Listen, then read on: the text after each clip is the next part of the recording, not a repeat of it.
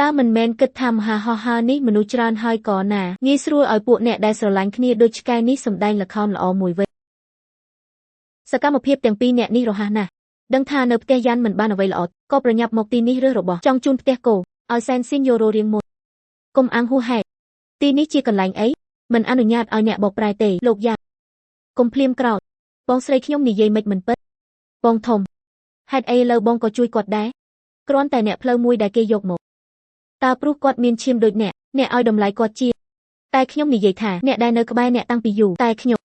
មិនមែនបងប្អូនស្រីទេអ្នកមានផ្ទៃពោះកូនចាស់ហើយមិនមានមុខនិយាយពាក្យនេះបើបងធំដងណែនមិនល្អ